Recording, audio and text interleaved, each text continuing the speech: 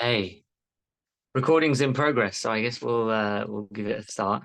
So welcome everyone. My name is Sarge Raja, and I'm here today joined by Trisha and Raj Mukund, and we are Think Gita, and this is episode 5 of Wisdom Talks, where we delve into the spiritual treasures of the Bhagavad-gita from different perspectives every week, and we have a guest speaker to shed some light on the wisdom of the Bhagavad-gita and its practical applications in the material world that we live in today. So this week's episode is all about selfless service and devotion, how we can apply the wisdom of the Bhagavad Gita in relation to service in particular, and how we can bring a mood of service into our day-to-day lives, and what verses and what insights from the Bhagavad Gita might give us the tools to practically apply this mood in our day-to-day. So before we start, I'm going to lead a very short invocation prayer to spiritualize the energy, to get us in the zone for this evening's wisdom talk, and to allow us to tune in with our hearts and our minds to the conversation that's about to take place. So you can close your eyes, you can draw your hands together to your chest, and just take a moment to tune in with yourself. Take a deep breath.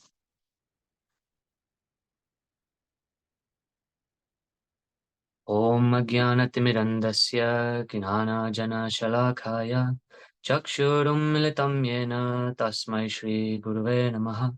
Shri Chaitanya Manobhishtam Sthapitam Yena Bhutale Swayam Rupa Kadamayam Dadati Swapadantikam Vandeham Shri Gurun Shri Yuta Padakamalam Shri Gurun Vaishnavamsha Shri Rupam Sagrajatam Sahagana Raghunathan Vitam Tam Sajivam Sadvaitam Savadutam Parijana Sahitam Krishna Chaitanya Devam Shri Radha Krishna Padan Sahagana Lalita Shri Vishakanvitamscha He Krishna Karuna Sindhu Dinabandhu Jagatpate Gopisha Gopika Kanta Radha Kanta Namostate Tapta Kanchan Gaurangi Radhe Vrindavaneshwari Vrishabhanu Sute Devi Pranamami Hari Priye Vanchakalpatarubhyascha Kripa Sindhubhya Evacha Patitanam Pavanebhyo Vaishnavebhyo Namo Namaha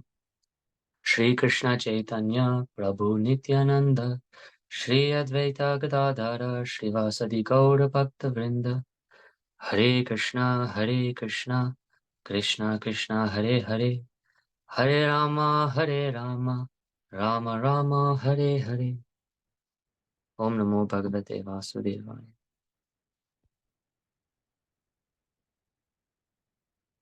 So thank you everyone for joining us this evening for Wisdom Talks. We convene every Thursday at this time, and we also hold our monthly wisdom talks with Think Gita in person, so that's coming up. But before we get to that, I'm going to introduce our speaker this evening. So Raj is a GP, pharmacist, and he's a strategic well-being strategist. He's a speaker for the NHS, and he's a dynamic spiritual speaker teaching Vedic philosophy to large audiences. And he enables us to put that knowledge into practice in an applicable way in life.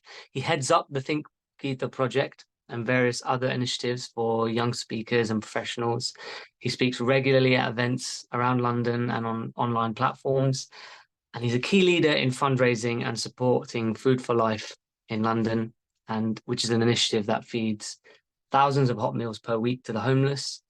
And it's also run primarily by young professionals in the city volunteering after work. So Raj is here today to shed some light on how seva, which is service in the mood of devotion, can be applied in our day-to-day life. Very much the rat race world that we live in, we're always going after our goals and thinking, what can we achieve? And we seldom think, what can we do for others, or what service can we give to ourselves? So Raj is here with Trisha to shed some light on that and to try and inquire some questions that might bring us some jewels of wisdom this evening. as we tune in. So thank you, Raj, Trisha. Thank you so much, Saj. Thank you for the introduction. So I want to start off by asking you, Raj, you've been doing service for a long time now. And in spite of being very absorbed in your professional life, you still dedicate a lot of time and energy that a lot of people would say they don't have um, to do service. So, can you shed a little bit of light on your journey, how this began for you? And can you define the word seva and what it means to you and how it's changed your life since you've started doing it? Thank you, Trisha, and thank you, Saj, for the introduction. And so nice to see everybody on as well. I can see all the Think community, so it's so good to see you all. Yeah, I think before I answer that question, it'd be nice just to get from people on the chat maybe a service that they've done today. Because for me, I think we're serving every day. Whatever we're doing, in one sense, we're doing some kind of service.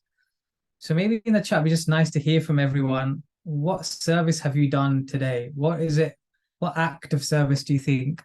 And it could be big, it could be small, but maybe just share on the chat anything that you feel today that you did. It could be something really simple. It could be something big, maybe this week. But yeah, let's just hear from everyone. Share a service you think that you've done today or this week.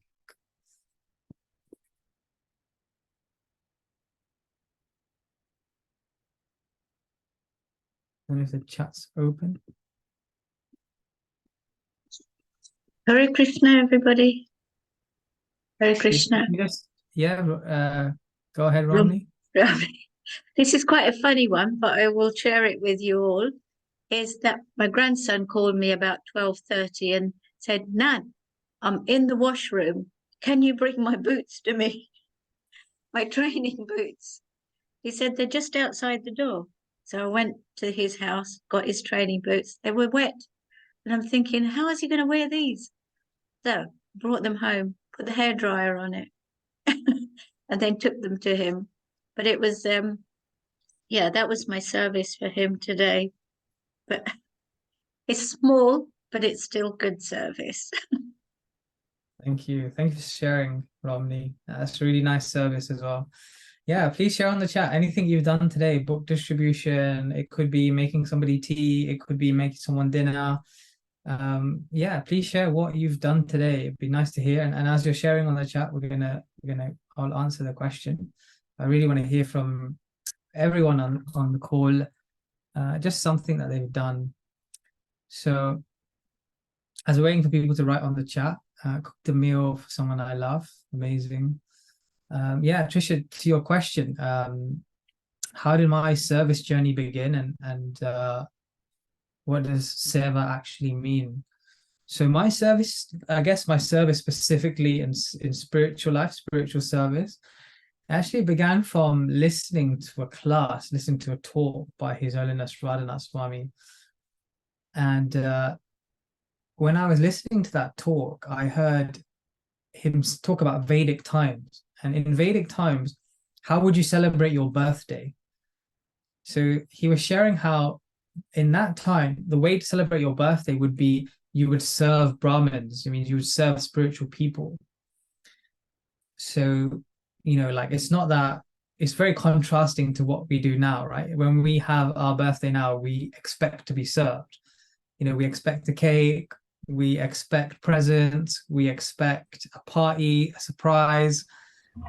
So I was just listening to that and I found it really interesting. And it was actually my birthday previously, the year before, my friends had organized a party at a rooftop bar. I think it was in Kensington, for those of you who know London.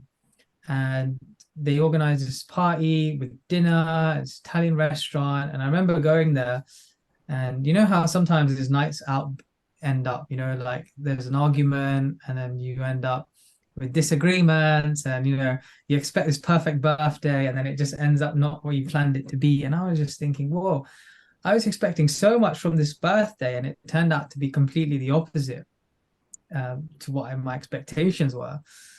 So then I thought, okay, like this year, let me try something different. Like the Swami is saying something. He's saying, okay, why don't, like, the Vedic times was you serve others for your birthday. So I was connected somehow to this project called Food for Life. And I knew that basically what they do is they go and serve homeless, and they go on the street and they do, a lot of food distribution. So I basically decided, okay, let me do this. It's quite last minute on my actual birthday. So I went, and then I got there, and it's quite a funny story actually. When I got to the temple, I don't know if anyone's been to the Radhakrishna temple in central London. There was like a nice little cupcake waiting for me at the desk. I was like, whoa, this is amazing. It's my birthday. There's a cupcake. That's so cool.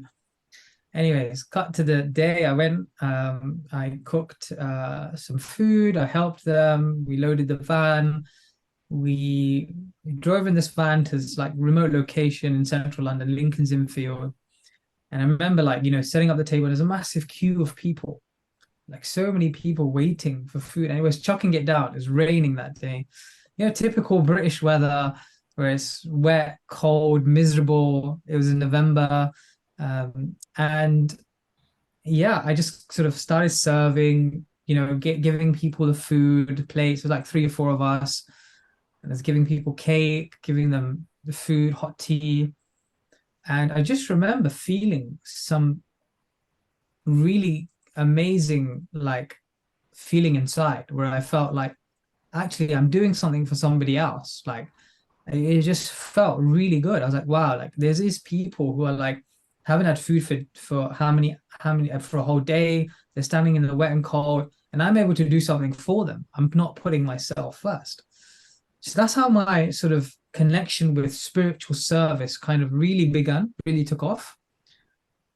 And then, then after that, I kind of started becoming more and more connected to the whole idea of spirituality and service, how like the two things connect, how the two things are intertwined. And seva is actually an interesting word. Seva means connection. You're connecting through service, devotional service, which is also can be translated to bhakti. So bhakti is translated as love. And how do you show love? Like love is a feeling, right? You feel love, but actually love is also an act. You act out that love. So if you love someone, you want to please them. So you try and serve. So seva means that service, loving service. And generally it's tended towards, our nature as a soul is to serve, because when you look at the context of the Gita, it talks about, okay, we're not this body, we're the soul, but the nature of the soul is to connect through a loving relationship with the supreme, with the divine, through bhakti. And in this age, I guess I could set out a parameter for this seva. What does it mean? I guess you could break it down into 3 aspects. One is, in Sanskrit, is called nama ruchi, which means connecting with the Lord and the glories of the Lord and the names of the Lord. The other one is Vaishnav Seva, which means serving people who are like devotees of the Lord. So serving people who are knowledgeable in spirituality, who have that seed of devotion in them. And Jiva Daya, which means compassion for all living entities. So in a box, I guess that's what I would describe what service is. Okay, thank you so much, Raj. How would you say for these 3 aspects that you've mentioned, would you say moving into that direction that somebody should look to embody all 3 aspects or focus on one, and how do you go about it? Yeah, so nice question. Thank you for asking that. Could you just go over the 3 again as well, please, Raj? Yeah. So the first one is Nama Ruchi, which means chanting the Lord's names, glories, connecting with the Supreme. So we say like God is in His names. We connect through so most of you have heard the chanting before, kirtan, mantra, hearing about Him, listening. It's kind of like the devotional practice that we perform. So we do chanting, reading, hearing about the Lord, hearing his glories. So that's like Namaruchi, which if I go into more detail in that, then so it's essentially establishing your relationship with the Lord. So by hearing, by chanting, by understanding his pastimes, you're forming that relationship. Because the first point I mentioned was service is about bhakti, right? You're doing loving service. It's like the best service, the best love you see in this world is a mother and child. And you can see between the mother and child, the mother is always there to serve the child. Someone's just said I cooked my son's favorite food in the chat. So Amazing. I was a recipient of a loving meal as well today, so it's wow. nice. Yeah, this is a contribution of how we connect with a personal relationship. And we are therefore trying to establish a personal relationship with the Supreme as well through hearing about him, chanting his glories, understanding more about him, listening about him, like for example, reading the Gita, etc. So that's Namaruchi. Now the second one I mentioned was Vaishnav Seva. So what does that mean? It means pleasing the devotees of the Lord. And there's a verse in the Bhagavad-gita, I think it's in chapter 4.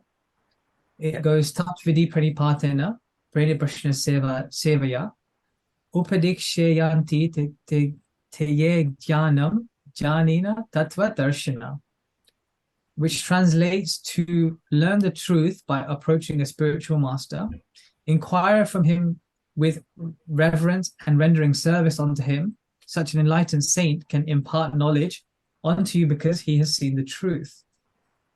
So what it's actually saying is, so people who have this seed of bhakti, it's described like a seed, right? Like imagine for us to imagine like loving devotion to be like a plant, right? You need that seed first. So to get that seed, where do we get that seed from? You get it from, it can only be like really obtained when you actually serve or connect with people who are already within that path or within that process. And if you connect with someone and they show you like kind of compassion, or they show you love, they can give you that mercy, they can give you that connection.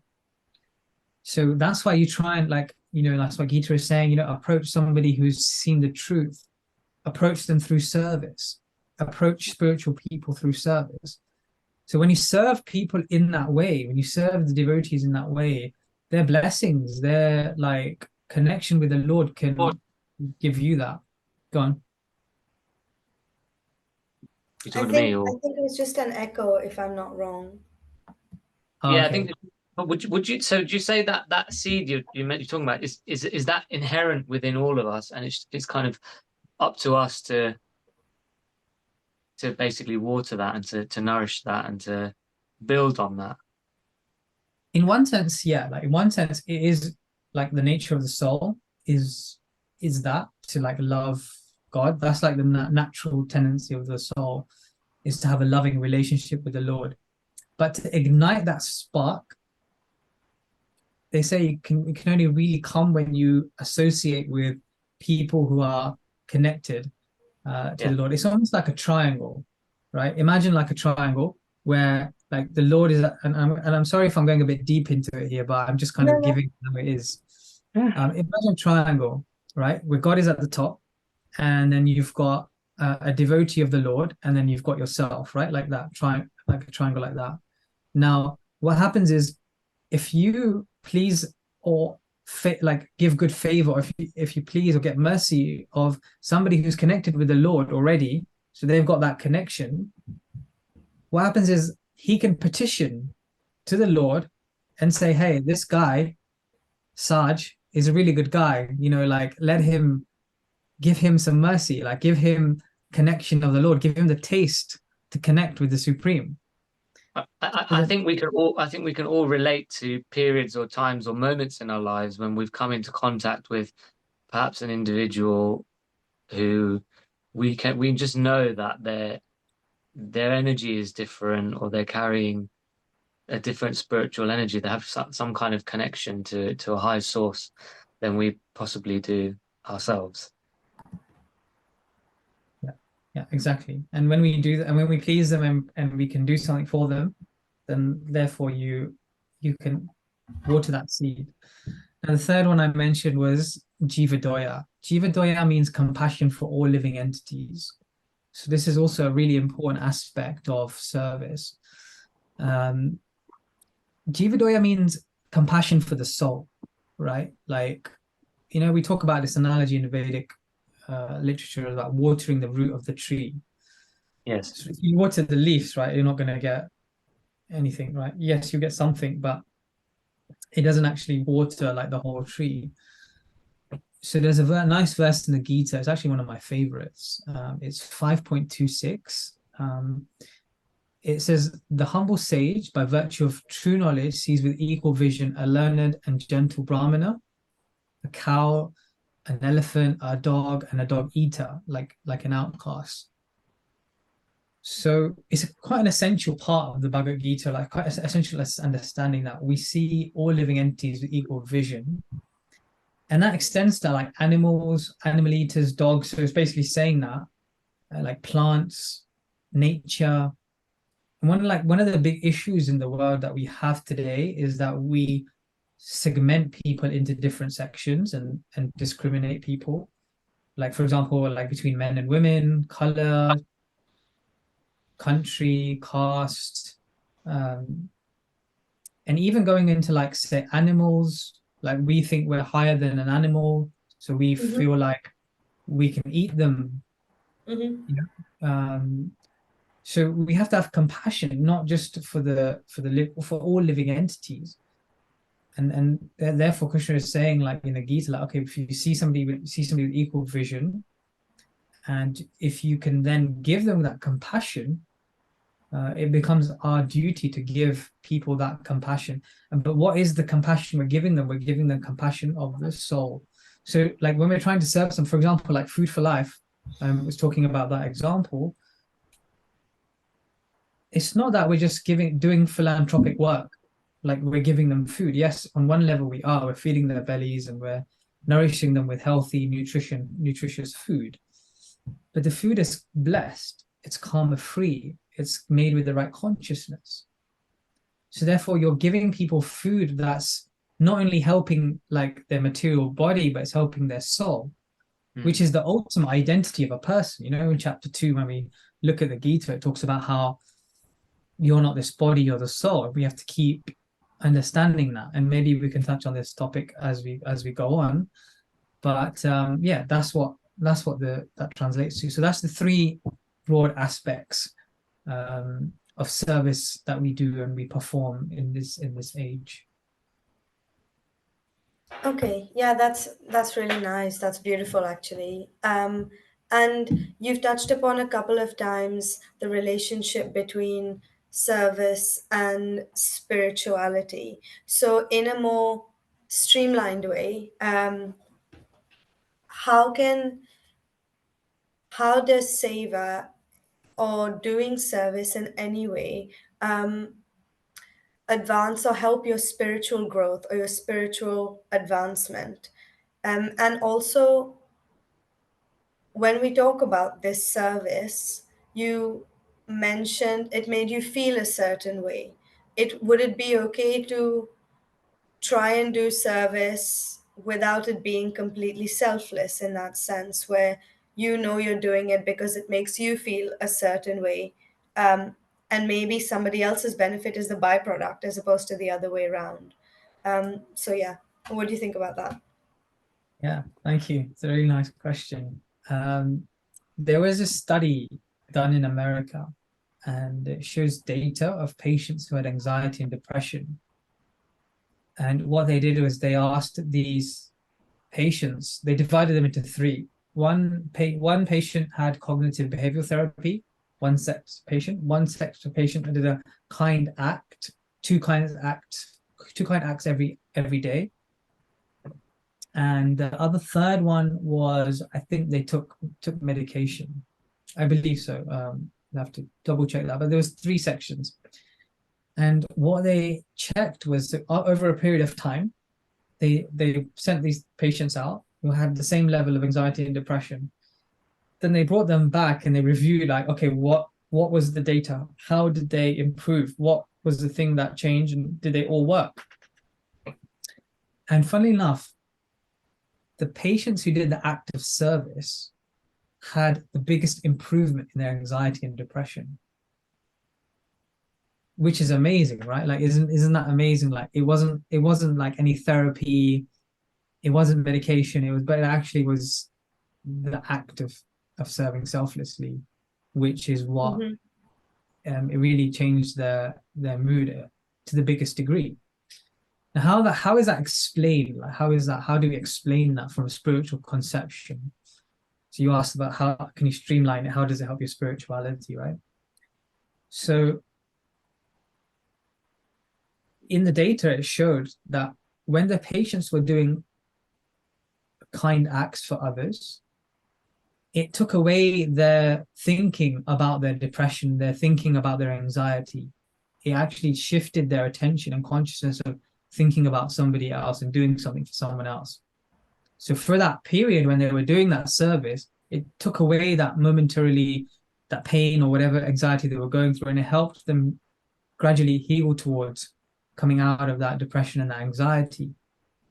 Now, in a spiritual context, this is given in a way that's like, in this material world, we have a lot of ahamameti, which in Sanskrit means I am this. So like we think I am everything, right? We are like, this is mine, this is my property, this is my country, this is my body, this is my partner, this is my house, this is my car. We think there's a lot of I in this material world. Now in the Gita, Krishna explains that, he says, Bhaktaram Yajatapasan Sarvaloka Maheshwaram. That's 5.29. So he says, he's the proprietor. So actually, like, we're not this body. We don't own these things. They don't belong to us. We're actually using them, but they don't actually belong to us. And if you think about it, like logically, time takes away everything. And in any sense, anyway, like this body, and when we start thinking of that concept of, okay, we're taking the I, the ego, the self out of the equation, and we're putting God in the center of that equation, that, okay, this doesn't belong to me. This actually belongs to the divine, and there's a higher purpose, and I'm here utilizing these things. And what can if it's something that doesn't belong to me, then like my partner, like my partner doesn't belong to me. I don't own that partner. I don't own my child. I know Lisa's on the call, but they were talking about a really nice concept this weekend about parenting.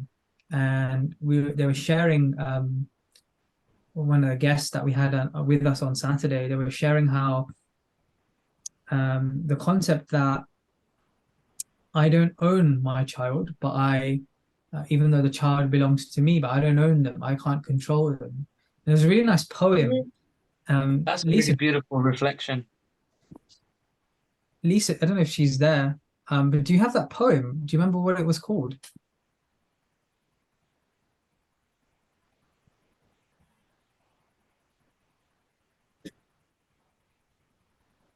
Conscious parenting. Our children. Our children, is that the name of the poem? Yeah, that's a poem called Our Children. I don't know, Sarge, if you're there, if you're able to read it out. It's a really nice poem. Our Children. Let me give it a quick Google. Or I could find it. Yeah, if you could find it. I know your phone. Our Children. If you find it, you can also read it out. On Children or Our Children? On Children. It's On Children. On Children. On Children by Kahil Gibran. Is that the one? I think that's it. Yeah. Yeah. Okay, I think I found it. Yeah. So, the poem goes, and a woman who held a babe against her bosom said, "Speak to us of children." And he said, Your children are not your children. They are the sons and daughters of life's longing for itself. They come through you, but not from you. And though they are with you, yet they belong not to you. You may give them your love, but not your thoughts, for they have their own thoughts. You may house their bodies, but not their souls, for their souls dwell in the house of tomorrow, which you cannot visit, not even in your dreams. You may strive to be like them, but seek not to make them like you, for life goes not backwards nor tarries with yesterday. You are the bows from which your children as living arrows are sent forth. The archer sees the mark upon the path of the infinite, and he bends you with his might, that his arrows may go swift and far. Let your bending in the archer's hand be for gladness, for even as he loves the arrow that flies, he loves also the bow that is stable.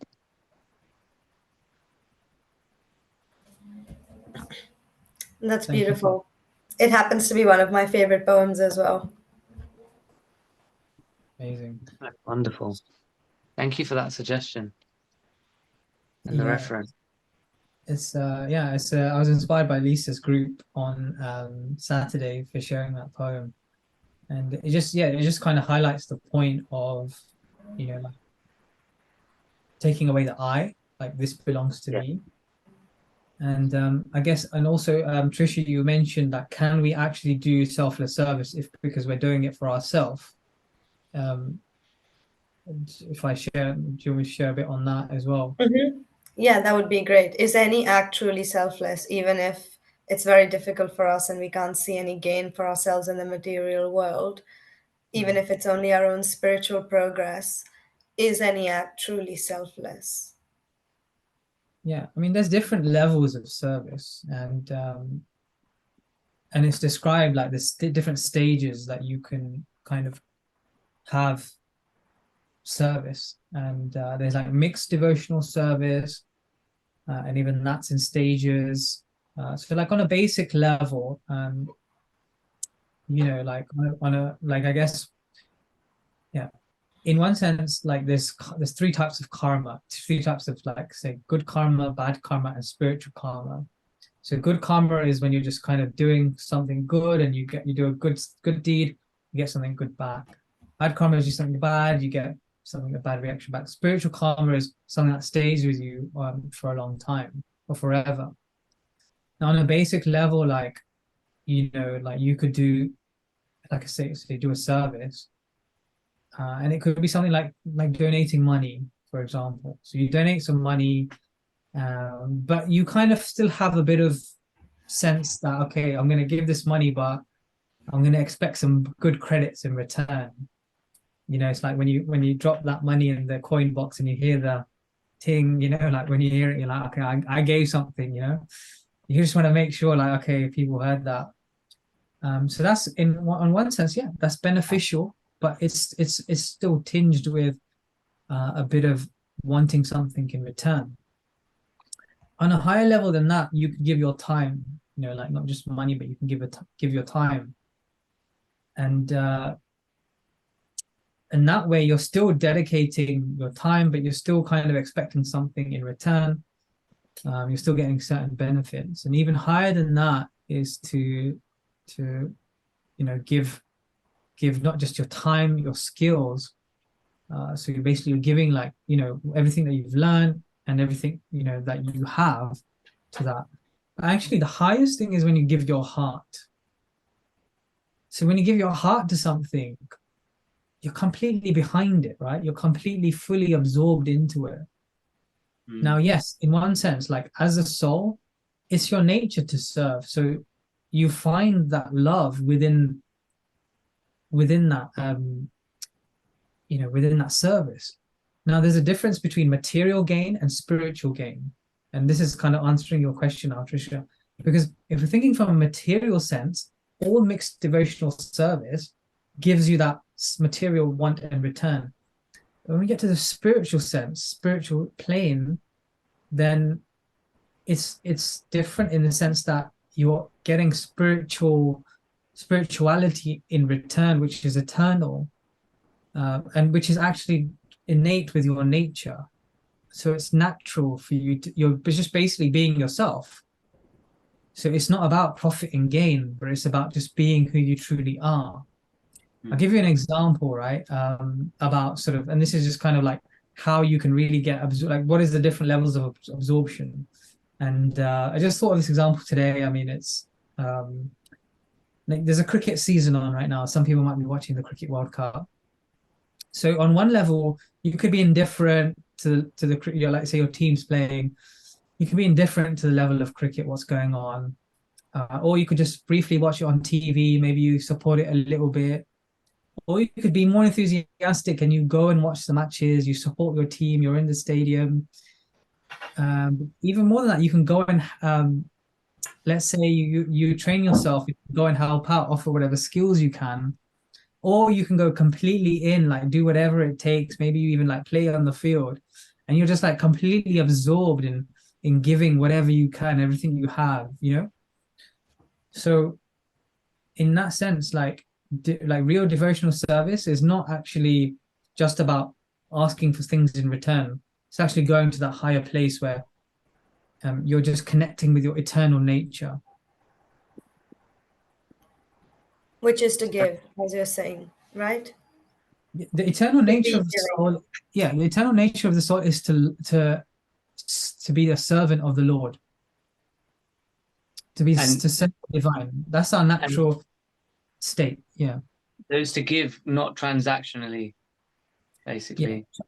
Transactionally, it becomes like, see, when you have mixed devotional service, it's transactional. But when you're in a spiritual sense, it's not transactional, and it goes to the point where when you love God so much that He actually can't even repay you.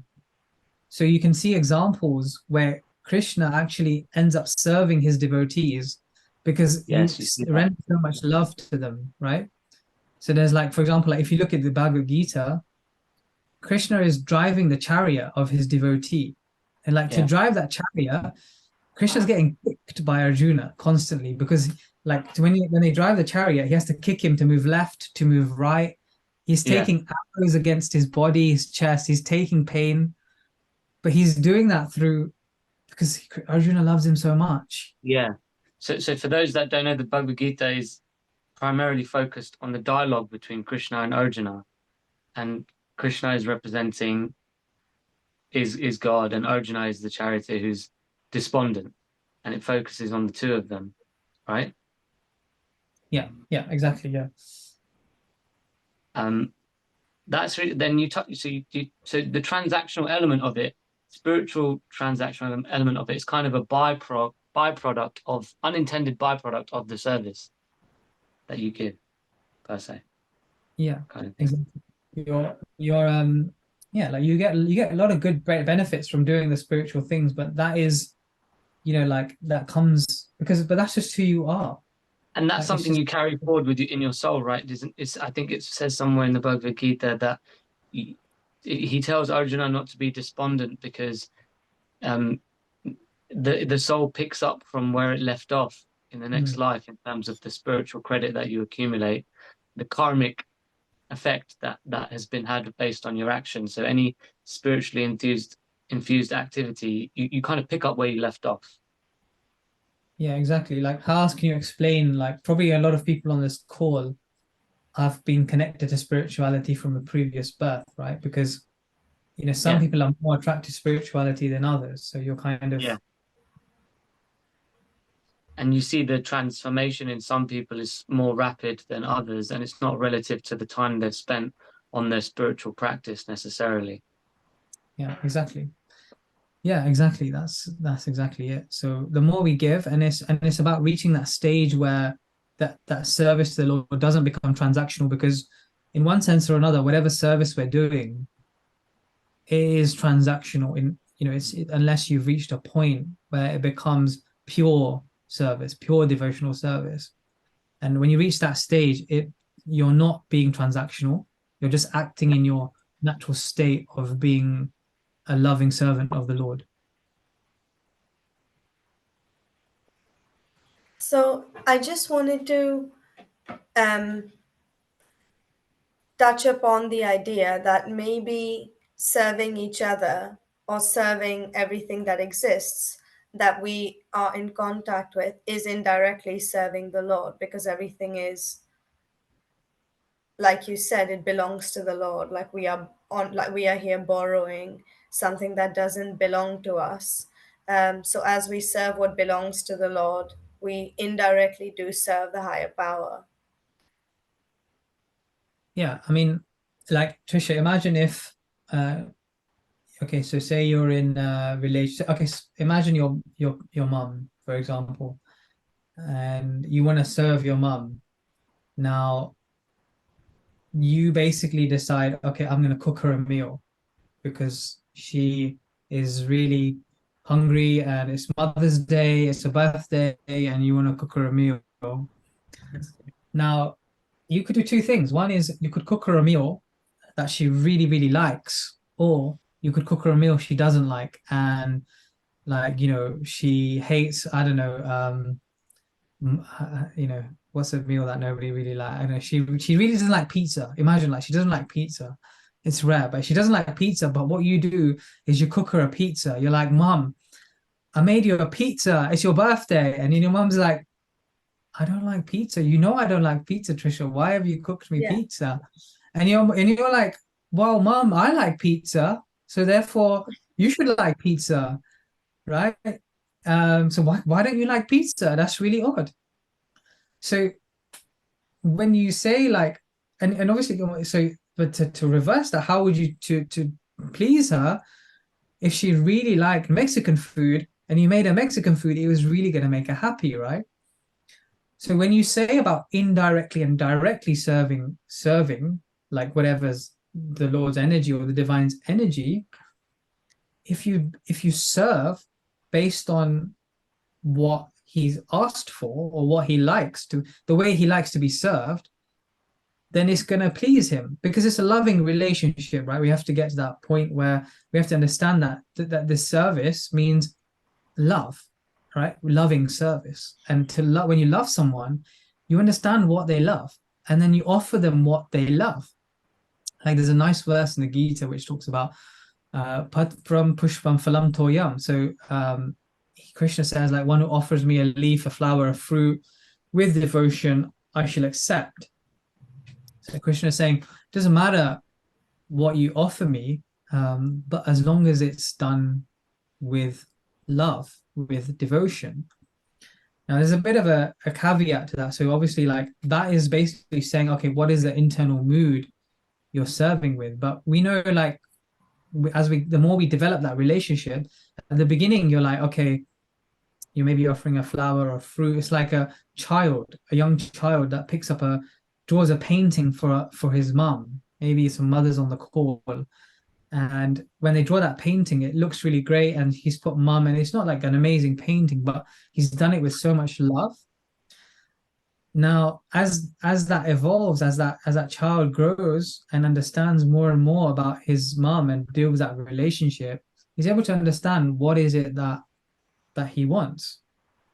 And Jisha, when you go into the depth of it, the essence is that we have to serve the soul, right? We're serving the byproduct, but ultimately we want to serve the soul. So yes, there's compassion. So you serve out of compassion. Like you give somebody water if they're thirsty, you give them food if they're hungry. But that's on a surface level. What we're actually trying to do is serve their soul. And how do you serve their soul? By giving them spiritual wisdom, spiritual knowledge. So Krishna talks about at the end of the Bhagavad-gita, there is no one more dear to me than one who shares this wisdom, shares this knowledge of the Bhagavad-gita. There's no servant more dear to me than one who does this. So ultimately, we're trying to get to the root cause. Like, okay, let's serve the soul.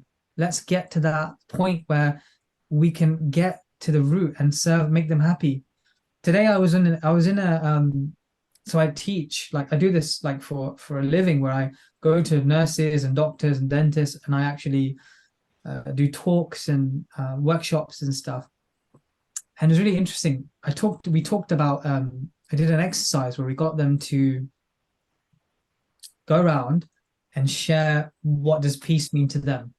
Like, what do they do for peace?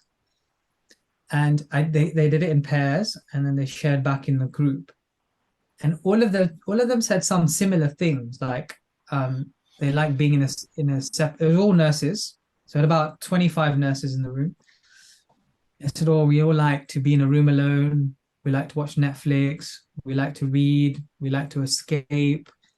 We like to go for walks.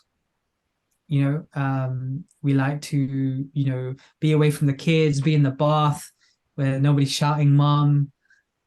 Now, I was just thinking when they were going around saying this, is everyone's looking to escape. Yeah. But because what happens after the walk? You come back. What happens after you leave the solitary room? You come back into the reality. So on a level where everybody is looking to escape. Now, what they don't realize is what we're actually trying to escape is the material existence. We're actually trying to escape this material existence and go to a place where we're happier in the spiritual world, because that's our natural tendency, where we should be in the spiritual existence. But what we're looking for is escape in the material existence. Now, if I keep advising people that what's going to make you happy is watching Netflix, being in a room, shutting yourself off, reading a book, well, it's a temporary fix. But if we actually show them that actually this is a temporary fix, what you're looking for is a spiritual escape, spiritual connectivity, when they actually connect to spirituality, connect with this process, you can actually experience the spiritual world here and now. You can experience that bliss here and now, and you can actually make the great escape. So that's what we're trying to do. That's what essentially service is about, to bring them from, and that's the service God performs. See, we follow by example, right? Like, what is it? You follow in the footsteps of others. And who's the best person we can follow in the footsteps of God himself, Krishna himself. And what does Krishna do? He serves us by coming down as an avatar. He comes down into this material world as a service. He does his dharma. He's coming down. He's driving the chariot. He's coming, taking a form. I mean, that is his original form. But he is doing that service to help us escape this material world. He comes down as an avatar. So we follow in that footsteps. We actually trying to serve others, come away from this material concept, material reality, and escape into and actually get into the spiritual reality. Mm. So essentially, like you're saying, like prioritizing one's spiritual development enables us to serve better in a mood of bhakti and love when you begin to prioritize your spiritual development. It's okay. Saj, have you ever ordered Domino's pizza? Yeah. Not regularly, but I have. Okay. What's like one of the key offers that you get with Domino's? I don't know about they used to do, when I was at uni, they used to do like these buy one get one frees on Tuesdays, but I'm more of a fan of the garlic dipping sauce you get with it than the actual pizza itself. One of my cousins, side note, he actually gets his pizza from Pizza Hut and he'll go to Domino's to get the dip. That's dedication. Which sounds wrong. Anyway, sorry, that's my take on Domino's. So with Domino's, like you said it there, there's this thing called buy one get one free, right? Like it's a really nice offer. Everybody may have offered this buy one get one free. So I just said, when you concentrate on your devotional service, it helps you serve others.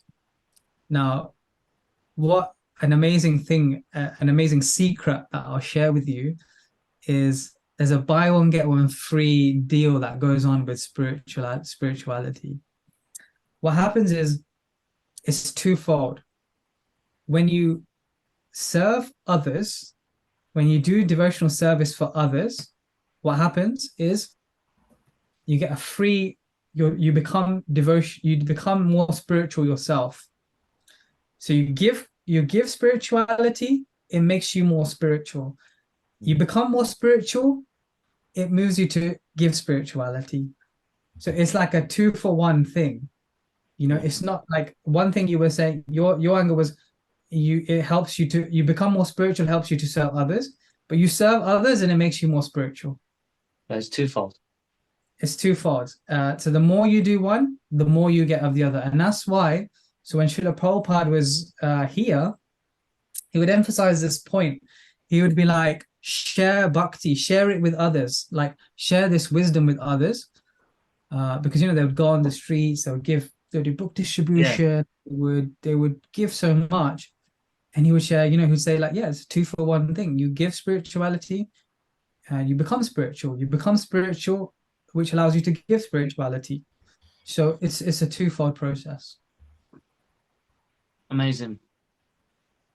Raj, I just wanted to ask you one last question, and then maybe you could give us a few tips on how anyone who doesn't fully understand how to get started into service, what a small step could be. But I do have one question before, and then maybe we can take some audience questions as well. And if we have a couple of moments, it would be great if you could do a little meditation with us. But to my question is, can you draw a parallel in terms of time between your spiritual journey and your journey of service? Because you did give us the example of your birthday and how you materially ended up in that situation.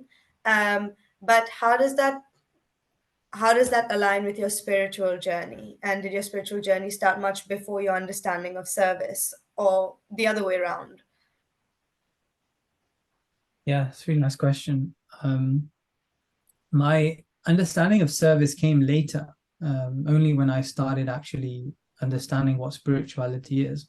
So when I read the Bhagavad-gita for the first time, I kind of grasped that bhakti is the essence of the Gita, and bhakti means love in devotional service. So I grasped that concept when I first read it, but it was only when I actually started doing it, experiencing it myself, is when I actually started realizing the power of spiritual service. And what happened was, actually, if I'm honest, is the more service I did, the more spiritual I became, because on one level I was connecting with more spiritual people. So I was associating with a lot of spiritual people who then gave me that mercy. Like, they literally guided me through so much like wisdom they gave me, so much care, so much nurture. They helped me so much, and I know it wasn't because I was doing service, but it was a natural byproduct that I got to hang out with them more. And what it did was, if I'm honest with you guys, is the more I started doing that, the more I started seeing how much love that these spiritual people have, the spiritual guys have. It just it made me feel like a part of a connection with them. It was almost like family. They felt like family. They're like, and when you like have a family, like, you do anything for them, right? You're just like, you're on the same team. So then I started saying, okay, you know what, like, let me do whatever I can for these guys, because I can sense they're genuine. I can sense they have a lot of love, and I'm not expecting anything in return. But as a byproduct, I got a lot of association. I got a lot of knowledge. I got a lot of, but yes, it was my endeavor as well. Like, it wasn't just them like showering on me, but it was my endeavor as well.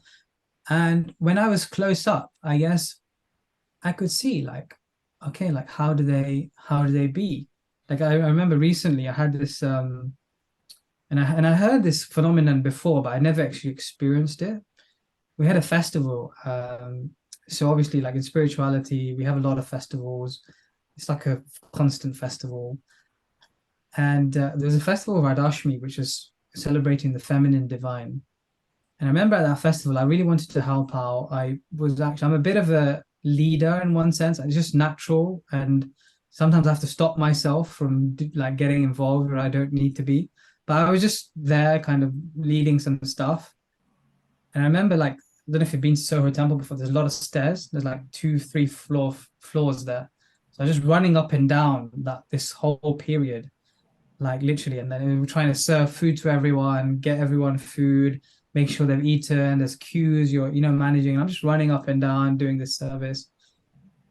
And yeah, when I finished, like, and then all the volunteers ate together. I mean, it's an amazing feeling, right? All the volunteers and ate. We all got together and started, was like, we finished the service, and I just didn't feel hungry at all. I felt completely full. Like I was really hungry before because I was fasting, but after I did the service, I was like, I feel up to here. Like I don't know what this is. And I heard this phenomenon before, but I never experienced it. But actually, it's like when you're serving, you automatically become full by seeing others eating. And yeah, so I guess that's you are so it's kind of that point that yes, you're hearing all these wisdom and stuff like that, but when you actually do it and you experience it, and I'd recommend anyone to like just immerse yourself, like do a regular service, like find something, but in one sense you're serving anyway. Like I think you're serving, you're as parents, whatever, but try and spiritualize that service or try and connect in some way to do some kind of service, and you will just see the benefits. But even hearing and chanting and all these things are service as well. So it's not just like I mentioned the three things: Nama, Ruchi. What was the other one, Trisha? Do you remember? No. Okay. Vaishnava Ruchi, was it? Yeah. So Nama, Ruchi, Vaishnav Seva, I don't know. I don't remember the third one. and Jiva Doya. Jiva Doya. Jiva Doya is compassion for the soul. Compassion for living entities and the soul. Yeah. Yeah. I remember Okay, all the meanings though. I remember all three definitions, just not the words. Okay. That's the most important thing, knowing what they mean. If you know the words and you don't know what they mean, then you're in trouble. True, very true. So even just spending 10 minutes a day chanting or even listening to some form of kirtan can be like a step in the right direction of even just offering your time as a service to a higher energy and higher power, right? Yeah, that can be the best service, Okay. You can become an instrument of, it's like the more spiritual you become, your consciousness becomes, the better tool you are to be used in others. It's like you become a sharper tool to then be used in service. And a lot of people misinterpret, like, just because I'm doing service and I'm not connecting to anything else, it's enough. But actually, no, like just by listening and chanting and connecting, that's sometimes enough. Yeah. So it's almost like tuning our frequency from a material to a spiritual perspective, even if it's for as short as 10 or 15 minutes a day, because that kind of, through a form of osmosis or whatnot, it permeates into your day-to-day material life, isn't it? Because we have to enact this and play this game in a material space. It's fine. Yeah, exactly. Just 10 minutes a day, whatever you can do. Yeah, it sounds quite achievable. What you're saying, Raj, is just if we can go a little bit beyond ourselves, just a little bit beyond ourselves, and stop thinking about ourselves as the center and not question why. But if we can just go ahead and put something else before ourselves, and not think about the benefit, that's almost enough. And Saj, as you were saying, not only by osmosis, but if you think about it, if anything you do on a regular basis is so impactful, a couple of minutes a day, if you do it every day, is actually a huge amount of time. Any thought that you think even once a day is a huge part of your life, is because you think it every single day. So yeah, even just like going beyond yourself a little bit, trying to be a little bit kinder, trying to think a little bit more open-mindedly, practice a little bit without questioning too much, and then, as you're saying, it almost snowballs, and you get the point as you do the action, and you understand it a little bit more, and it motivates you a little bit more to do it, and it snowballs until, as you're saying, Raj, you find yourself in the place of love where you are just acting as your as your true self in your true nature. Yeah. And then it's probably funny to look back at the path when you were just walking it and you didn't really know what you were doing. But when you kind of get a bit closer, it makes a lot more sense. I mean, I'm not there yet, but yeah, I guess when I get there, it makes But sense. there's stages. On the There's journey, on the stages. journey. I'm We're all on on the the journey. journey. I'm at the back of the Well, journey. no. One opportunity to really get some momentum and to kickstart that snowball effect is we've got some great events coming up, haven't we? Next week, next Thursday, we have SB Keshav Swami joining us on Wisdom Talks, right? Next Thursday evening, I believe, the Yeah. 19th. And then on Yeah. the 26th of this month, Thursday, we're in Covent Garden for an in-person event. Do we have a speaker for that yet? We have Nitya Shekhar and I think Lovely. Trisha and Saj. Are you guys going to be there? I'll be there. Yeah. Yeah. Nitya Shekhar probably was fantastic. He spoke about difficulties in relation to the Bhagavad-gita last time. There's going to be an opportunity for Q&A. There'll be kirtan, which is going to be live devotional music, a guided meditation. And so it's a great opportunity to really spiritualize your week and month. And I know from attending for the first time just a few weeks ago, it really had a profound effect on me. So hopefully we'll see you there. You attended for the first time and now you're presenting wisdom talks. That's amazing. Now I'm somehow on Wisdom Talks, but it's nice steps to be sharing. But I think are we wrapping at 9? We're supposed to be wrapping now, right? Yeah, if we Yeah. could just have Raj do a short meditation. Anyone I'm sure who has to leave has left already anyway. So maybe 5 more minutes if that's okay. Okay, Yeah. perfect. If anyone else had any questions, like you can write them on the chat, we can pick them up later, or I can respond to you. Any questions around service? Mamta's asked for the address for Covent Garden. It's in Neil's Yard, so we'll send that. As long as you're on the WhatsApp group, you'll get that. But yeah, it's really nice. One of the key things is association, and the more we can associate together in person, we can build a community. Like that is also a service, and we can serve each other. Then that makes such a nice difference. Okay, so we do a nice meditation. We can finish on that, and maybe we can meditate around service because that seems to be that's the theme of the day. So we'll do a guided meditation, and yeah, let's see where it goes.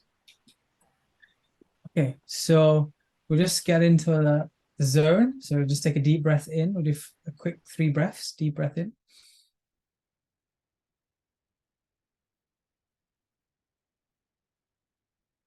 And let go.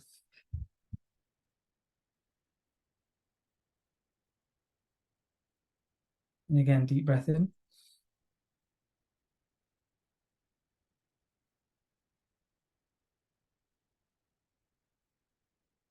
And let go. Last one, deep breath in.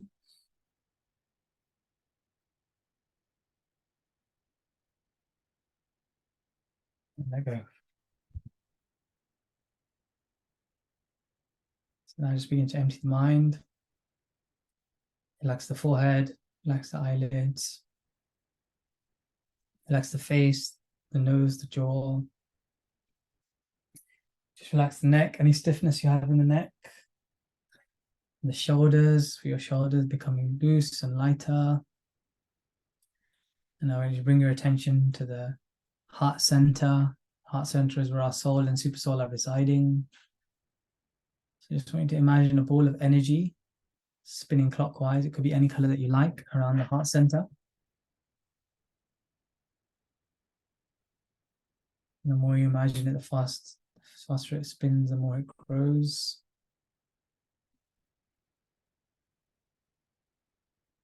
Now I'm going to send that energy to the rest of the body. I'm going to come back to this space. This heart center is where our soul and super soul are residing. Just going to send that energy now to the left hand, the arm, the palm, the fingers. The right hand, also the arm, the palm, the fingers. Relax the stomach. Relax the legs, the knees, and finally the feet. I want you to now think of a place in your mind where you can go deep into this meditation. It could be anywhere you like, indoors, outdoors, or in nature, or in a sacred space. So just begin to imagine this place more and more. I want you to fully take yourself to that place right now. What do you see around you? What sounds can you hear?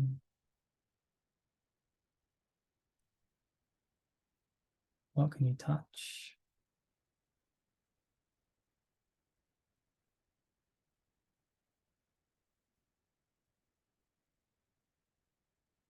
Now, a few feet away from you, I just want you to see a door. And on top of this door, there's a sign that says connection to your higher self. And this door is illuminating.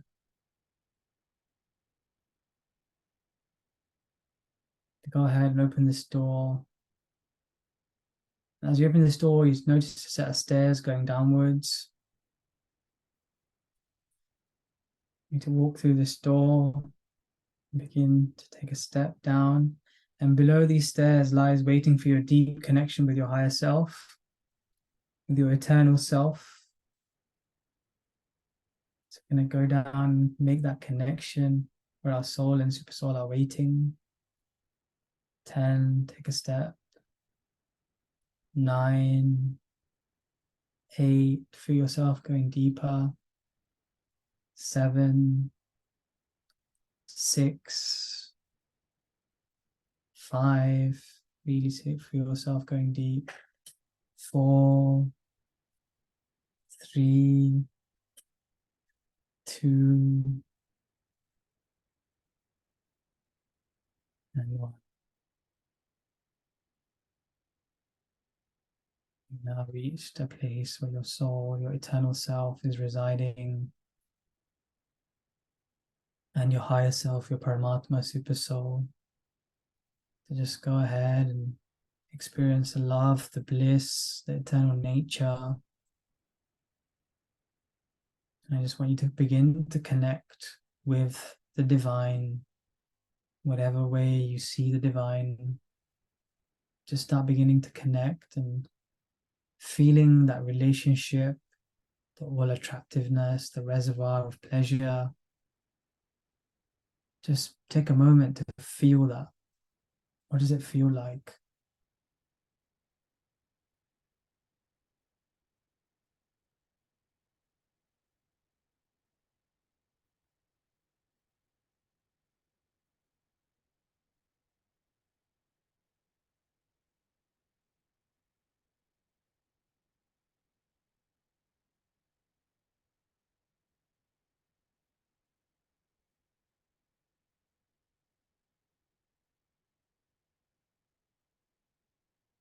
You now ask a very important question. How can I serve? With that deep love and relationship reciprocation you're feeling, you need to ask the question, how can I serve?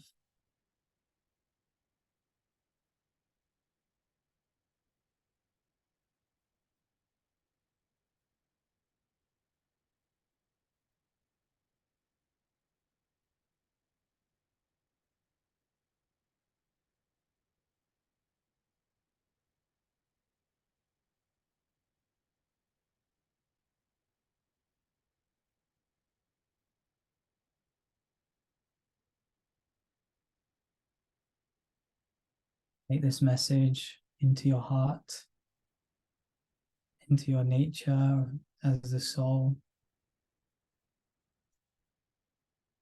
and set that intention, that service intention, that service energy through to the rest of your days, your weeks. We're now going to bring ourselves back up the stairs we came down, taking with us that loving mood of service and the feeling of connecting with the divine, the all attractiveness and the reservoir of all pleasure. To really embody and feel that all over every cell of your body, feel that love, that service mood. With each step, feel it in every cell, every particle, and feel your soul really ignited with that pure love.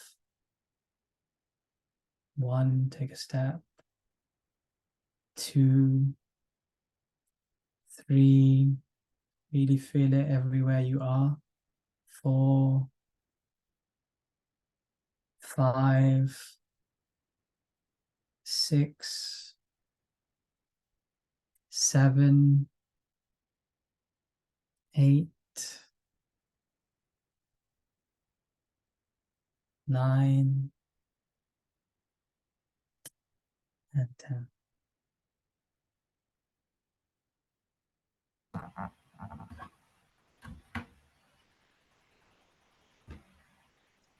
Ready? Wow, thank you, Rajmakun Prabhu. Thank you for taking us on that beautiful journey within ourselves, and for also giving us some really practical tools that we can take forward in the weeks ahead about how we can incorporate seva and service into our lives with a spiritual mood and spiritual energy. That was really wonderful meditation.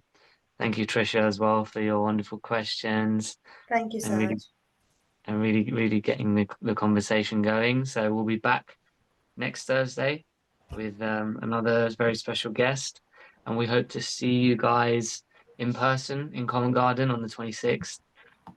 Yeah, please stay tuned if you have any questions or any burning topics that you'd love to discuss in relation to the Bhagavad-gita. Please reach out to one of us, and we look forward to connecting with you very soon. Hare Thank you Krishna. so much. Thank you, everyone. Thank you, everyone.